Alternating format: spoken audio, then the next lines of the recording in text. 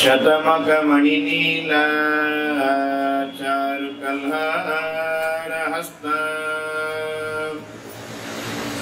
स्तनभरनमिताङ्गी सान्द्रवात्सल्यसिन्धुः अलकविनिहिताभिः षड्भिराकृष्टनाथ विलसतु मयि गोता विष्णुचित्तात्मजः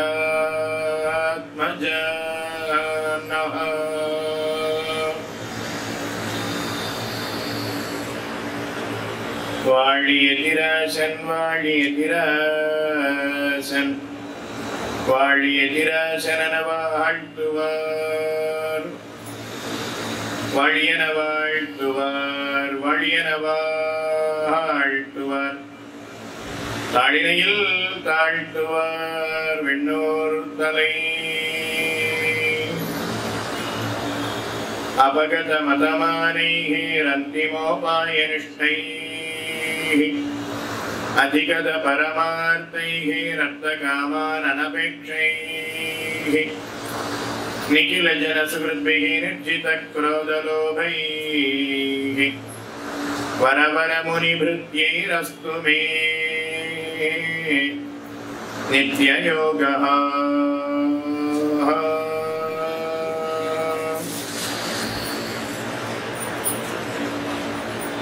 திருவரங்கன் திருமுற்றத்து அடியார்கள் கூடியிருக்கக்கூடிய இவ்விடத்திலே மகாபாரதத்தில் சாரமான பகுதியான ஸ்ரீ விஷ்ணு சஹஸ்ரநாமத்தை அனுபவித்துக் கொண்டு வருகிறோம். பீஷ்மர் அம்பு படுக்கையில கிடக்கிறார். மகாபாரத யுத்தம்ங்கிறது முடிந்தது. யுதிஷ்டிரனுக்கு தர்மபுத்திரனுக்கு பட்டாபிஷேகம் நடைபெற்றது. அதற்கப்புறம் யுதிஷ்டிரனுக்கு சில தர்ம சந்தேகங்கள் ஏற்பட்டது. அதை கண்ணனிடத்துல கேட்க கண்ணன் பார்த்து, யுதிஷ்டிரா, உன்னுடைய சந்தேகங்கள் எல்லாவற்றையும் பீஷ்மரிடத்துல கேட்டுக் கொள்ளுவாய். பீஷ்மர் இருக்கிறது வரைக்கும் தான் உலகத்துல ஞானம்ங்கிறது நடையாடும். பீஷ்மர் மேல போயிட்டாருன்னா அதுக்கப்புறம் உலகத்துல ஞானம்ங்கிறது குறைய தொடங்கிவிடும். அதனால அவர் சரதல்பத்துல இருக்கும் போதே நீ அவரிடத்துல அறிய வேண்டிய அர்த்தங்கள் எல்லாவற்றையும் தெரிந்து கொள்வாய் அப்படின்னு சொல்ல, யுதிஷ்டிரன் பீஷ்மரிடத்துல வந்து நிறைய தர்ம சந்தேகங்களை கேட்டான். பீஷ்மரும் யுதிஷ்டிரனுக்கு எல்லாவற்றையும் எடுத்துரைத்தார். அதுக்கப்புறம் பகவானுடைய 1000 திருநாமங்களையும் எடுத்துரைக்கிறார். நீ என்னவோ ராஜநீதியை கேட்டாய், யுத்த நீதியை கேட்டாய், தண்ட நீதியை கேட்டாய். இது எல்லாவற்றுக்கும் மேலாக சாட்சாத் பகவானே நாராயணனே அவன் உன் அருகில நிற்கிறான். இது எந்த நீதி எல்லாவற்றையும் அறிந்து அதன்படி தர்மத்தை அனுஷ்டித்து அதெல்லாம் செய்வதற்கு என்ன பிரயோஜனம்னா நாராயணனுடைய திருவடியை அடைய வேணும். அந்த சாட்சாத் நாராயணனே ஸ்ரீ கிருஷ்ணனாக உன்னுடைய அத்த பிள்ளையாக உன் பக்கத்துல வந்து நிக்கிறான். என்னவோ பராத்பரன் சர்வேஸ்வரன் அப்படின்னு எங்கேயோ தேடி போக வேண்டாம். இதோ வாசுதேவ கிருஷ்ணனே எல்லாம் அப்படின்னு பீஷ்மர் யுதிஷ்டிரனுக்கு காட்டினார். பீஷ்மர் 1000 திருநாமங்களை எடுத்துரைத்தார். அதுல ஒரு திருநாமமாக அதனுடைய அர்த்தம் என்னங்கிறத நாமும் பார்த்து கொண்டு வருகிறோம். அதுல 471வது திருநாமத்துல இருந்து 528வது திருநாமம் வரை 58 திருநாமங்கள்னால பகவான் தர்மஸ்வரூபி, தர்மத்தை நிலைநாட்டுவதற்காக பகவான் அவதரிக்கிறான் அப்படிங்கிறத காட்டிக் கொண்டு வருகிறார். 453ல இருந்து ஒரு 4 திருநாமம் நர நாராயண அவதாரம். 453, 54, 55, 56 4 திருநாமங்கள்னால நர நாராயண அவதாரத்தை காட்டினார். 457ல இருந்து 470 வரை அமிர்த மதன சரித்திரம், திருப்பார் கடல் கடைந்த சரித்திரம், அமிர்த மதன சரித்திரத்தை காட்டினார். அதுக்கு மேல 471வது திருநாமத்தை இருந்து 528வது திருநாமம் வரை 58 திருநாமங்கள்னால பகவான் தர்மஸ்வரூபி, தர்மத்தை நிலைநாட்டுவதற்காக அவதரித்தவன், அவதரிக்கிறான், அவதரித்திருக்கிறான், அவதரிப்பான், இந்த அர்த்தங்கள் எல்லாவற்றையும் 58 திருநாமங்கள்னால காட்டினார்.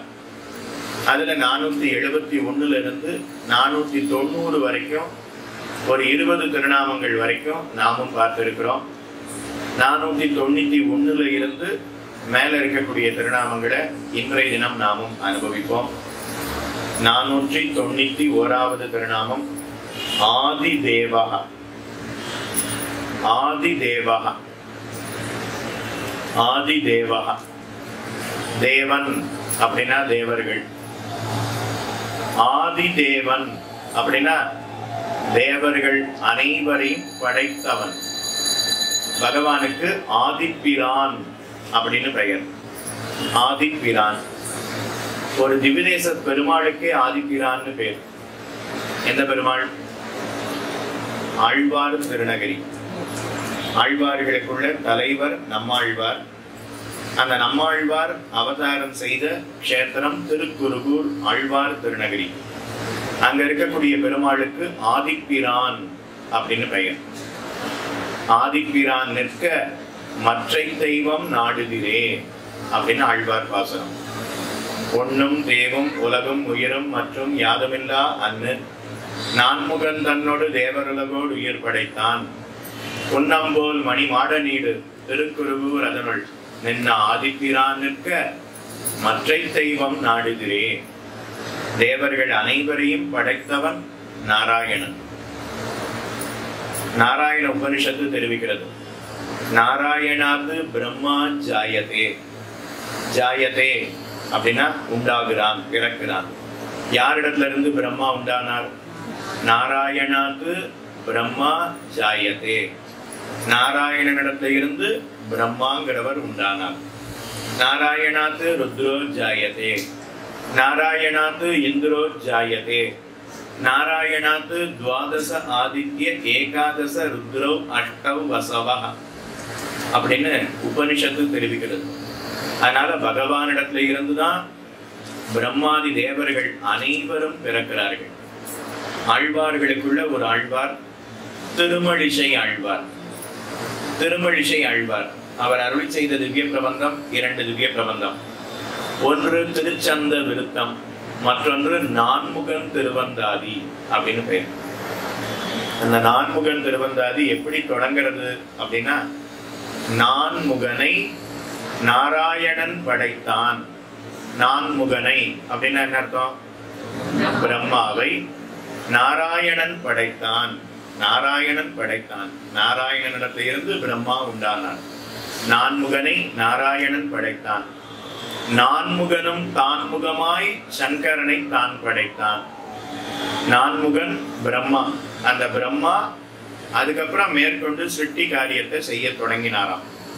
அவர் ருத்ரமூர்த்தியை படைத்தார். அதுக்கப்புறம் பூமியை படைத்தார். மேல் லோகங்களை படைத்தார். கீழ் லோகங்களை படைத்தார். தேவர்களை படைத்தார். மனிதர்களை படைத்தார். அப்போ முதல்ல நாராயணனிடத்துல இருந்து பிரம்மா உண்டானார். அதுக்கப்புறம் பிரம்மா பார்த்து மேற்கொண்டு சிருஷ்டியை செய்தார். அப்ப அத்தனை பேருக்கும் அத்தனை பேரையும் படைத்தவன் பிரம்மாவை சொல்றமே, அந்த பிரம்மாவையும் படைத்தவன் யாரு? நாராயணன். அப்ப படைத்தவன்கிற சப்தமே யாரை குறிக்கும்? நாராயணன் தானே குறிக்கும். அதுதான் ஆதி தேவா. 491வது திருநாமம் ஆதிப்பிரான் அப்படின்னு திருநாமம். ஆதிப்பிரான் தேஷாமபி காரணம் தத் அபிபவ படு பிரபாவஸ்ச ஆதிதேவா. தேவர்கள் அனைவரையும் எம்பெருமான் படைத்தான். எம்பெருமானுடைய நாபியில இருந்துதான் அத்தனை தேவர்களும் உண்டானார்கள். அதனால பகவானுக்கு ஆதி தேவா அப்படின்னு திருநாமம். ஆதிஹி தியோதமானஸ்ச. அபார தேஜஸோட இருக்கிற பகவானுக்கு ஆதி தேவா அப்படின்னு பேர். தேவ சப்தம்ங்கிறது ஒளியை குறிக்கும். அபார ஒளியோட இருப்பவனாம் பகவான்.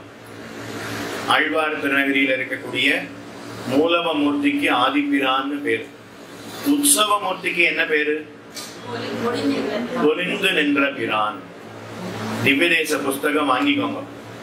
அது எங்க இருக்கோ அந்த திவ்யதேசம், முதல்ல எத்தனை திவ்யதேசங்களோ அது எல்லாத்தையும் நாம முதல்ல பேரை மனப்பாடம் பண்ணிக்கணும்.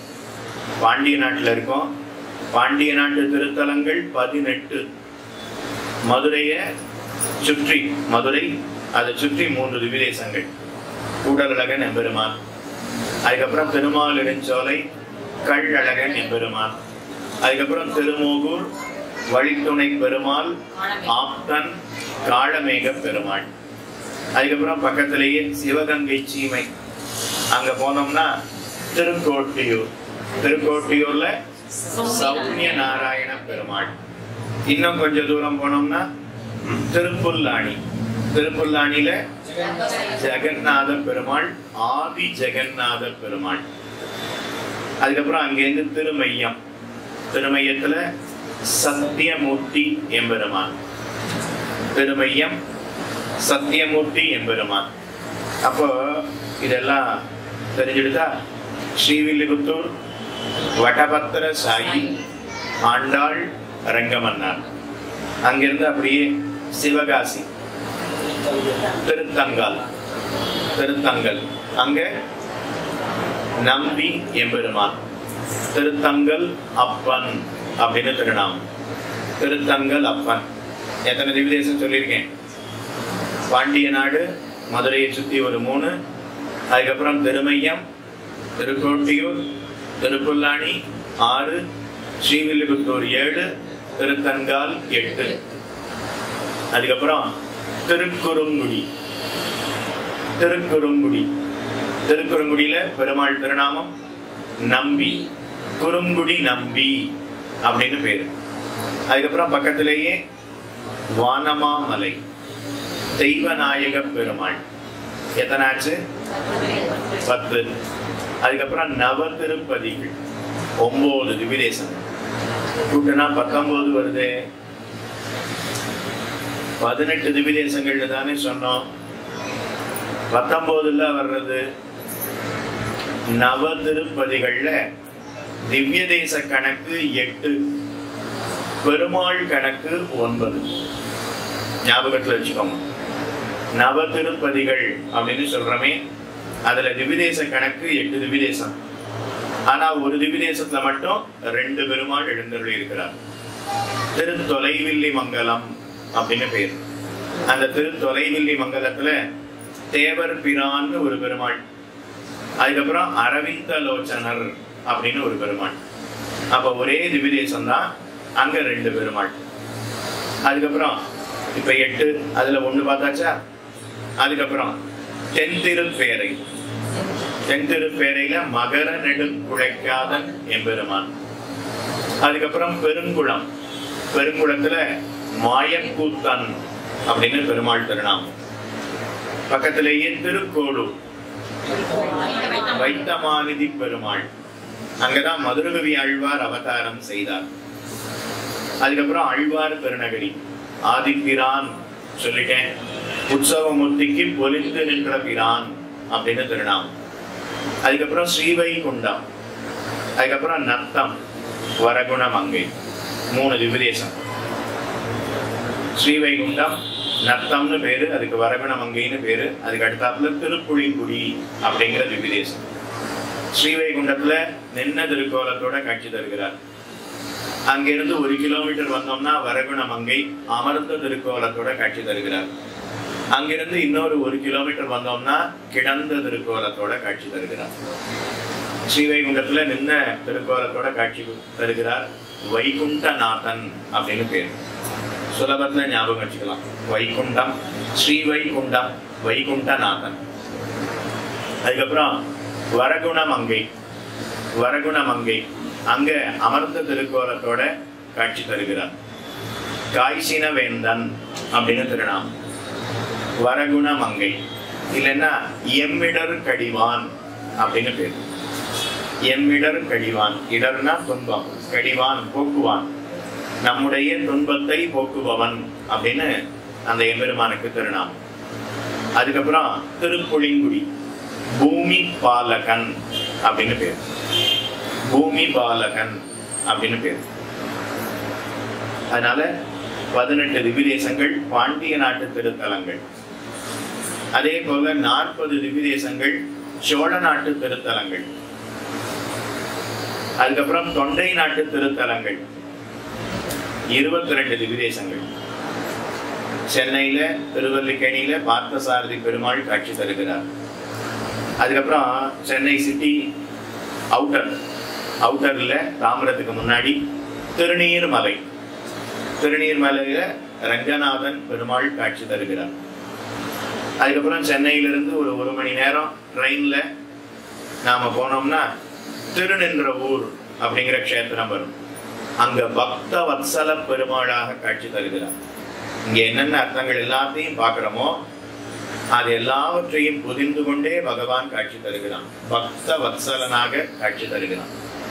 அங்கிருந்து இன்னொரு அரை மணி நேரம் போனோம்னா திருவள்ளூர் வீரராகவ பெருமாள், வீரராகவ பெருமாள் கிடந்த திருக்கோலத்தோட காட்சி தருகிறார். போயிட்டு திரும்ப சென்னைக்கு வந்துடணும். மற்ற இடத்துல தங்கறதுக்கு இடம் கிடையாது. சென்னையில தங்கிக்கலாம், திருவல்லிக்கேணியில தங்கிக்கலாம். அதுக்கப்புறம் வேற பக்கம் பாண்டிச்சேரி, அதை நோக்கி போனோம்னா சரியா ஒரு மணி நேரம் போனோம்னா திருவிடவெந்தை வராக பெருமாள், லக்ஷ்மி வராக பெருமாள் காட்சி தருகிறார். எல்லா இடத்துலையும் பூவராக பெருமாளை தானே சேவிக்க முடியும். பூமி தேவியோட இருக்கக்கூடிய வராக பெருமாளை தானே சேவிச்சிருப்பீர்கள். இங்க லக்ஷ்மி தேவியோடு காட்சி தருகிறார், லக்ஷ்மி வராக பெருமாள். அங்கிருந்து இன்னொரு அரை மணி நேரம் வந்தோம்னா திருக்கடல் மல்லை, மாமல்லபுரம், மகாபலிபுரம். அங்க கிடந்த திருக்கோலத்தோட ஸ்தலசயன பெருமாள், பூமியிலேயே கிடந்த திருக்கோலத்தோட காட்சி தருகிறார், ஸ்தலசயன பெருமாள். இப்படி அதுக்கப்புறம் காஞ்சிபுரம், அதை சுற்றி இருக்கக்கூடிய திவ்ய கஷேத்திரங்கள். அதுக்கப்புறம் அரக்கோணம், அரக்கோணத்துல இருந்து ஒரு அரை மணி நேரம் போனோம்னா சோழிங்கர் கடிகாச்சலம். அங்க நரசிம்ம பெருமாள் மலை மேல ஏறணும். ஒரு 1443 படி கம்பு வச்சுக்கணும். ஒவ்வொருத்தரும் கம்பை பிடிச்சிட்டு தான் ஏறணும். ஏன்னா நாம 50 பேர் போனோம்னா 200 குரங்கு இருக்கு. நாம 200 பேர் போனோம்னா அது 400 குரங்கு வந்து நிற்கும். அப்படியே படியில ஏறி போகும்போது ஒரு 1000 படி ஏறிடுவோம். 1001வது படியில குரங்குகள்லாம் அப்படியே அணிவகுத்து நிற்கும். அப்படியே எல்லா படியிலையும் ஒரே படியில மொத்தமா வழி அடைச்சுட்டு 50 குரங்கு உட்கார்ந்துடும். நாம போனோம்னா குரங்குக்கு நடுவுல மாட்டிப்போம். கம்பை வச்சு அப்படி தட்டணும், அடிச்சிடக்கூடாது. கம்பை வச்சிருந்தோம்னா அப்படி லேசா தட்டுனா வழிவிடும். நாம மேல போய் நரசிம்ம பெருமாளை சேவிக்கலாம். புஷ்பத்தை பார்த்ததுன்னா அவ்வளவுதான், அப்படியே பிடிச்சு இழுத்துடும். அங்க நரசிம்மர் மலை மேல காலக்ஷேபம்னு சொல்லிட்டான். அங்க உட்காந்துட்டோம். பெருமாள் மாலையை போட்டுட்டான். ஒரே குரங்கு சுத்தி வந்தது, ஒண்ணுமே புரியல ஏன் குரங்கு வர்றது. அப்படியே புஷ்பத்தை பிடிச்சு இழுத்துது, போயிடுது. அப்புறம் குரங்கு ஒன்னும் வரல. தெரிஞ்சிடணும், ஓ புஷ்பத்தை தொடவே கூடாது, போட்டுக்கவே கூடாது, வச்சுக்கவே கூடாது.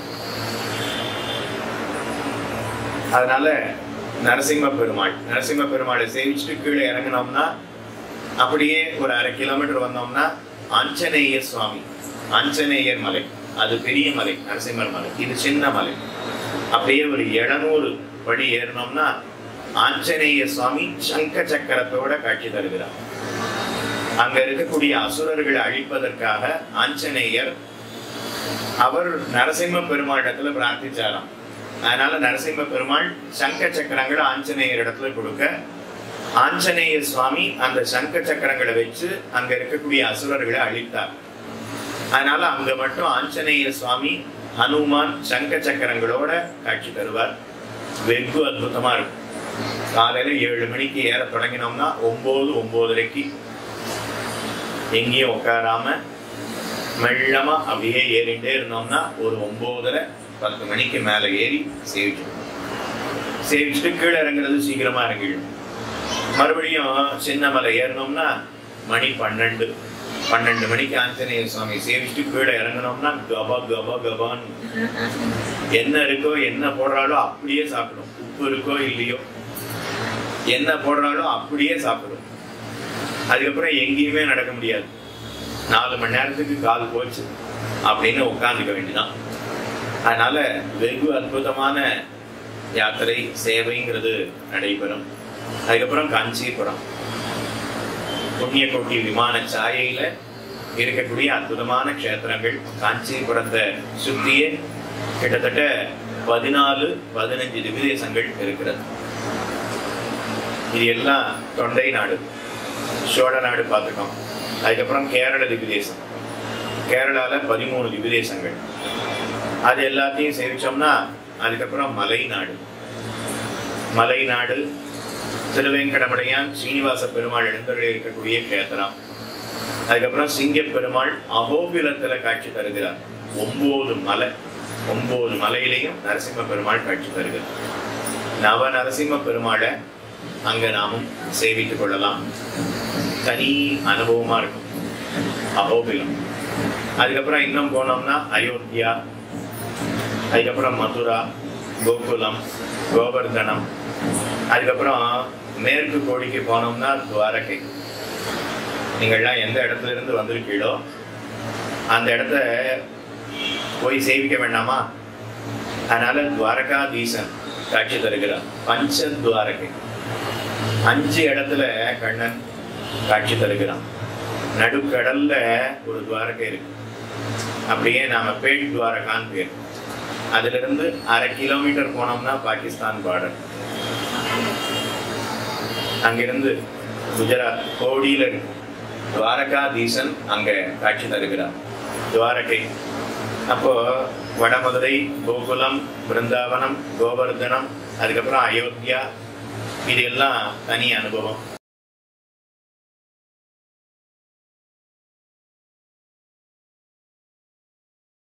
கைகி கிரீடன கைகி கந்துகாதிபிரிவ கிரீடதீதி மகாதேவா. நாம இப்போ பகவானுடைய விளையாட்டுக்கு விஷயமா இருக்கணுமா, பகவானுடைய இரக்கத்துக்கு விஷயமா இருக்கணுமா? சேவா பரா சிவ சுரேஷ கிருஷானு தர்ம ரக்ஷாம் குணாதபவமான தனாதிநாதாஹ பத்தாஞ்சலி பிரவிலசன் நிஜ சீர்ஷதேஷாஹ ஸ்ரீ வெங்கடாச்சலபதே தவ சுப்ரபா.